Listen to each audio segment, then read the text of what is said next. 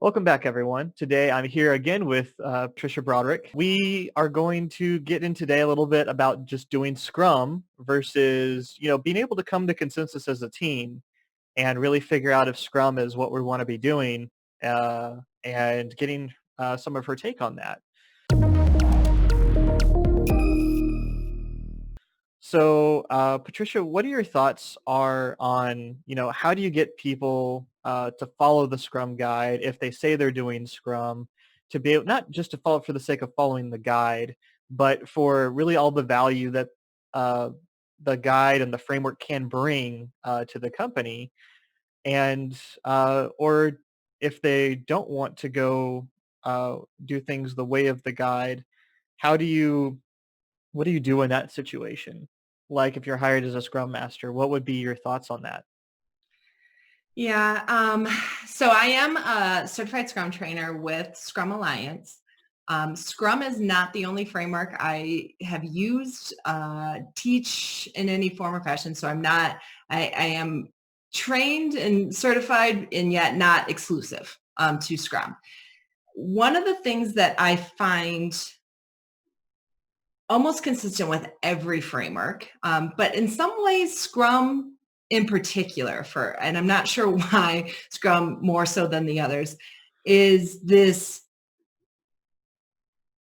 going through the motions kind of dynamic that happens. Like someone somewhere in the organization said, we're going to be agile by this date, check. And someone went, okay, we're going to do Scrum, check. And then somebody read a book, check. And now they're doing these meetings and they all hate them. And they're doing the events, but they're all miserable and they don't understand the value. And then I get a call that says, Scrum's horrible, agile stinks. And I'm like, well, yeah, because what you're doing is not any of that.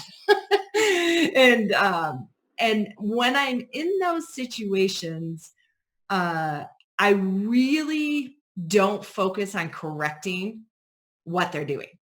I actually focus on correcting and explaining and understanding the whys. It's almost like breaking down the original false narrative that we have great abilities to rewrite history.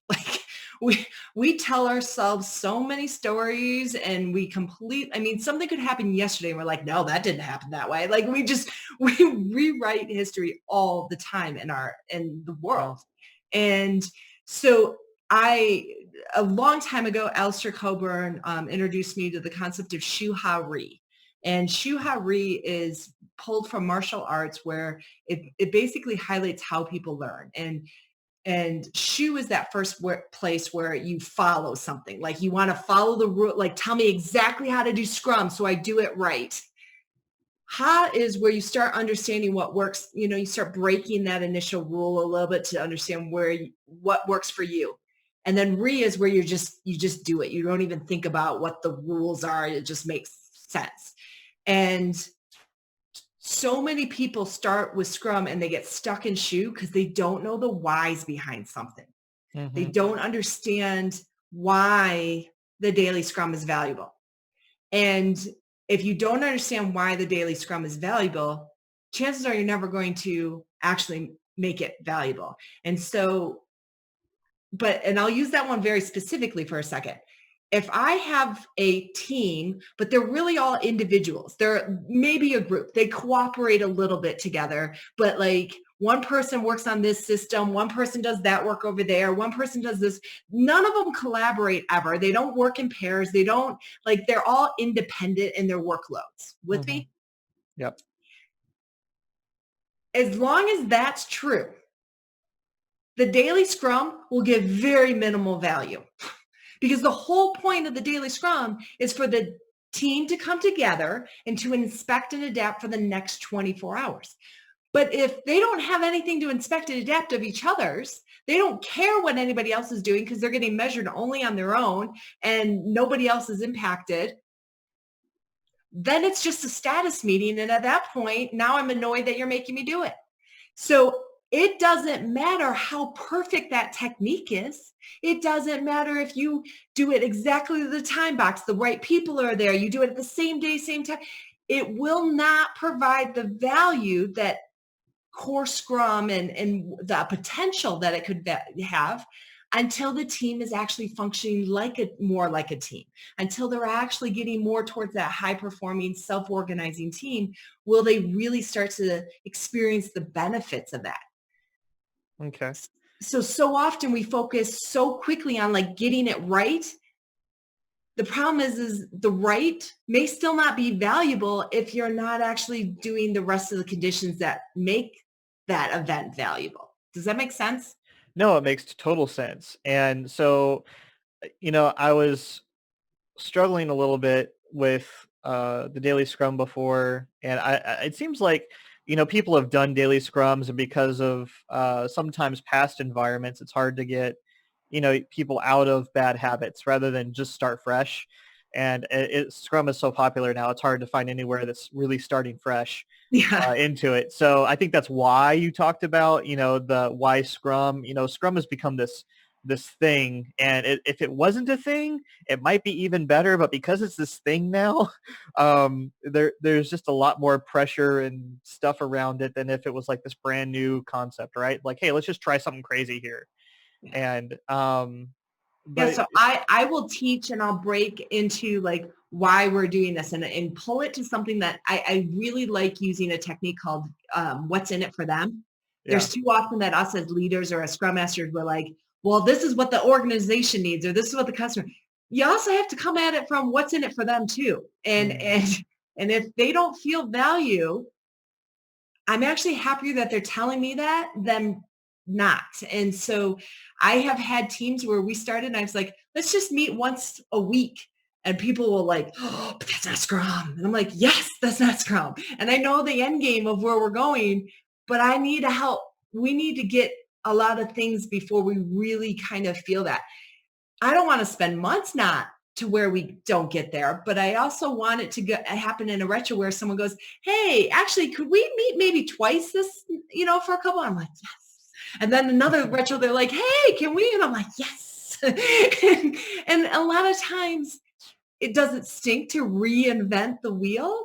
Sure. But as you said, if they have some bad history, they have some bad implementations, it's been weaponized against teams. You got to repair that before you can just walk around and throw up a book and shove it in people's faces and say, this is how to do it. Like it yeah. won't stick. No, I get so passionate about because I see, and I've obviously been working on this for 2 years, trying to, listen to people like yourself and going to meetups and different stuff. And so I know all the value that this stuff can bring. And I'm like, guys, this is gold. What's, you know, why is this, why is it so hard to get? And I'm just like, of course, even the Scrum guide says, it's easy to understand, hard to actually implement. And so even though that says it in there, it's a thing. But I wanted to go back a little bit to what you said about the daily scrum will not be as powerful without some of these complementary practices. And, you mentioned pair programming. I'm guessing some TDD is in there too. What, and for some past experience here, like if people are not tasking stuff out to where they can just go help someone else out with a task, or they're not pair programming, like these are just some things that are coming to mind, but what are some other things you feel like are really helpful in building a team to where the daily scrum matters more? We had a team once where the product owner was prioritizing work in the backlog based on individuals. Um, and I did not realize that was happening. It was not based on value for the customer. It was based on, well, so-and-so won't have any work if I don't prioritize this. I'm like, oh, no. That's busy work. That's not adding any value to the customer. What are we doing here? So that can actually be leading to some of the problem that we actually do cater so much to the specialist and the expert that we will accidentally, consciously and unconsciously prioritize two individuals instead of, hey, my area doesn't have anything. What can I work on this? Like we're so afraid of that we Mm, do bad things. Two is I actually will look to highlighting some of the back to the what's in it for them. I cannot tell you how many times I've had people complain, like, and I'll use a really simple example of just like the front end developer who's, and the back end developer are upset because their interface that they had agreed on somehow was miscommunication. And then there was extra bugs in the testing. And as a former developer, I think I've said it from both sides, right? Like I've done the exact same thing. And I'm like, okay, well, we've said that a few times. Is there anybody on the team, a front end and a back end, willing to pair for like a couple sprints to see how that could help or hurt? Or because I know you got a lot of fears that you're not going to have enough to do. It won't be as valuable. You don't want to learn that, right? Like I'm not going to discount their fears of why they're nervous about doing the thing. But typically you can get a couple people willing to experiment and start there, because what that will do is that's where we started. And then we had, within a couple sprints, they were like, can we just work as one? Like, we're just going to stay together. We do not want to break up again. And then other people started doing it. Because they'll learn more from their peers than you coming in and saying, well, you should do this, right? But I also use what they're upset about, like what they're frustrated by. Oh, these handoffs are problematic. Well, let's experiment. Maybe they have a better way of experimenting and breaking down some of those handoffs, even within the team. So I look for opportunities along those lines. I don't try and do it 100%. Like if people start doing test automation, your first goal shouldn't be 100%. Like ease on into this. and in some cases, you may never want to go to 100%. And I think as humans, we have a tendency to hear something and go immediately all the way, to an extreme. And learning how to just kind of experiment and take steps is really important. I also try and do a lot of education about the dangers of specialization. I'm not anti-specialization, which again, to the extremes, I'll get a bunch of mail. They're like, oh, Tricia, you don't understand the benefits. No, I'm not anti-expert. But there are negatives to it. There are downsides in a team environment. And typically most teams they do have some sort of generalist on the team that really is beneficial in these, different ways. And I try to highlight the benefits and the pros and cons and really try and work towards people becoming generalizing specialists. But I will also own that sometimes I get a little hard about this topic too, because one of the sessions talked about having, a great leader has both a heart and a backbone. And this is one of those cases where you had to pull the backbone out. I've had a developer once tell me, it's like, I do not write in that language. I only do this language, and being a former computer science grad myself, I was like, show me your degree that says you only write in this language. Correct, right? Like, and they're like, well, I don't have that. I'm like, that's right, because your degree is not in that language. Your degree is in computer science. Suck it up. Like, and I, I don't say that cruelly. I mean, I'm saying it kind of sarcastically right now, but the reality is we've catered to that dynamic in organizations for a really long time. And we measure people based on those dynamics. And there's a lot of identity now built around that you do have to break some of it down. You do have to demonstrate value beyond just that, because there are some, I mean, technically, I guess I could go back to COBOL because it's still very much in need right now. But, if you stick to a language, who knows if that language is around in a few years. So it's not a good choice for you either. Yeah, there's not coming from a development background. I have done some like Android app work, trying to get to understand development better, but I come from an art background. And so that's where I feel like it leads me to, it's all about the customer, inspect and adapt. Oh, that draft didn't work. Okay, let's try this. And so that's why I feel like I'm so akin to Scrum, is because that design and that agile mindset are so similar. And but when it comes to having those conversations with programmers, I'm just like, okay, so you're not going to do this. It's like telling if you're on a basketball court, telling the team, it's like, okay, that's great, but if the game ever shifts to like to our side of the court, in the middle under the basket. I'm never going to be under the basket. So then what do you have to do? You're not anywhere near as moldable. You have to be able to shift your entire team around that person's preference. It's not even we're not even talking about weaknesses right now. We're talking about preferences. Yeah. Yes. Like, Yeah. and it's like, so you're telling me that you're not willing to be a part of the team on that side of the court. And that's And what I hear. this is where my empathy comes in, though. In a lot of cases, people have been conditioned for that, though. Told not to go outside their lane. We have things like RACEs, what you're responsible for, accountable for, consult, right?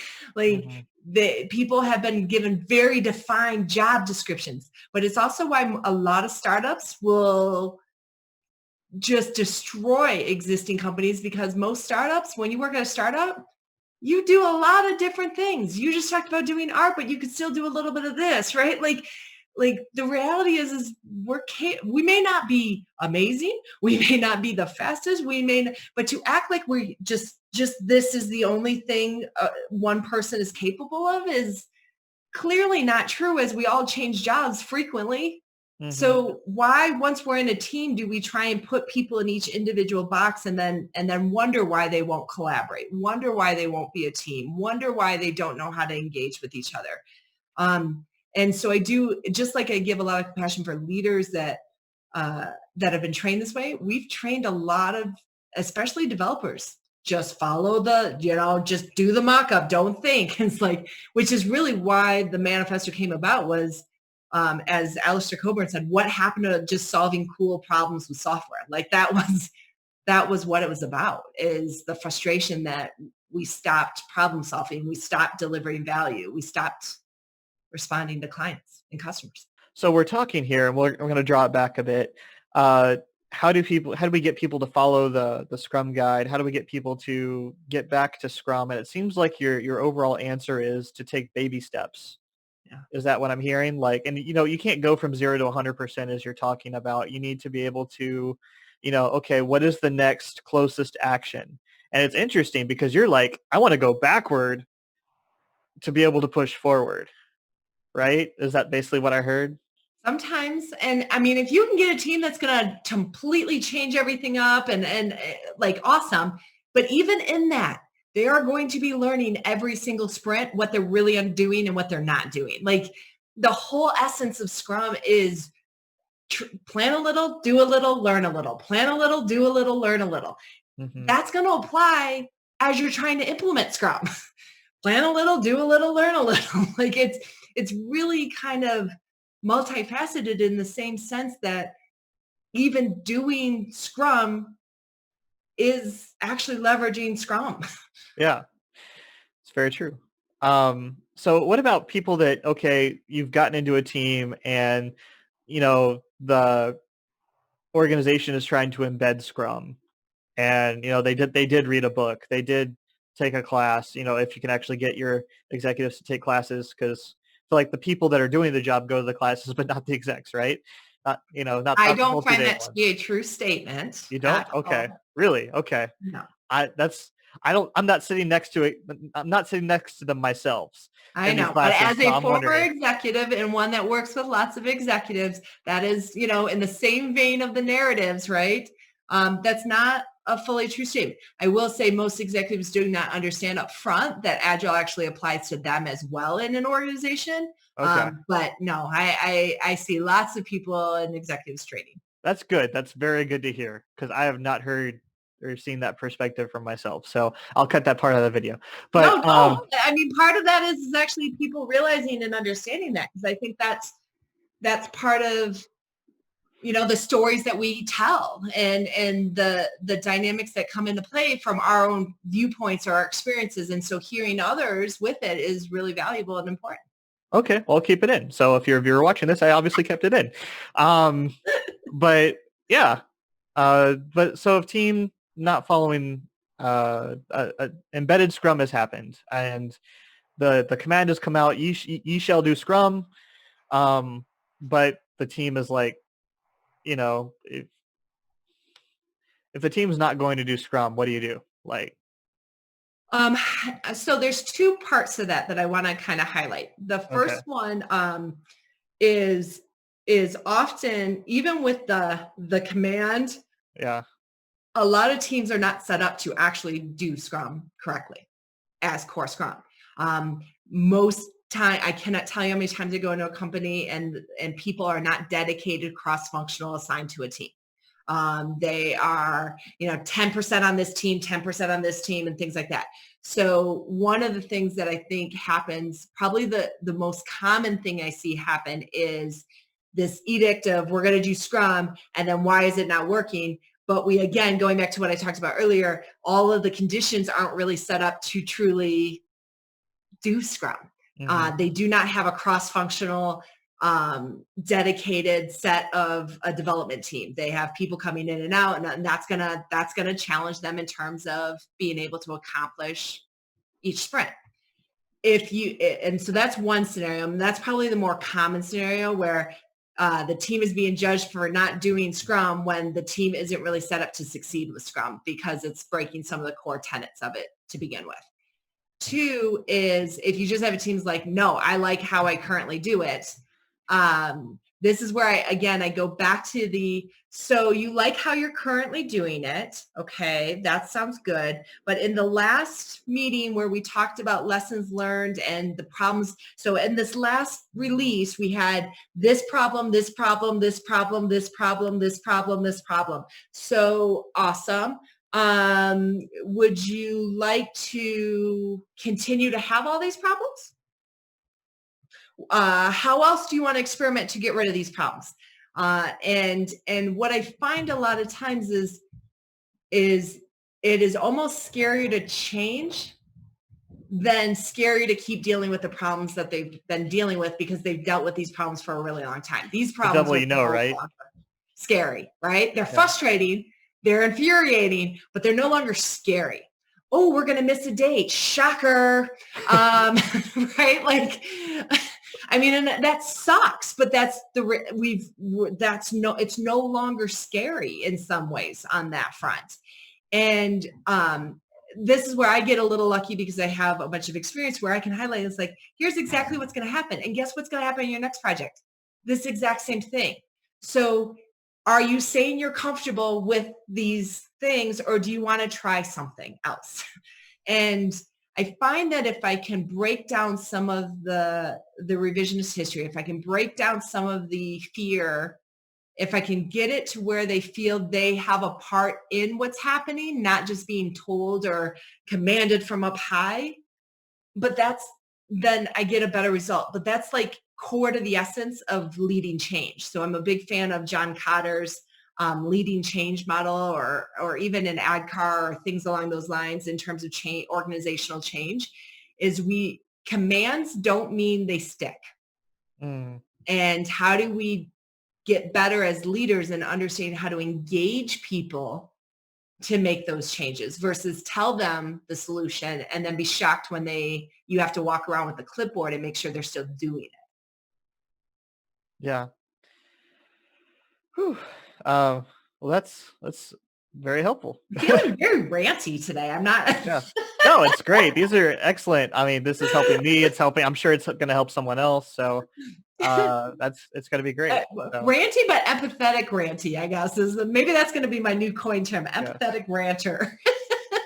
Well, I mean, you have the experience for it to come by. I mean, you've been in those situations and those scenarios, which is what we're trying to draw from. So, and if you like these videos, make sure to smash that like button, and we'll keep on learning, guys.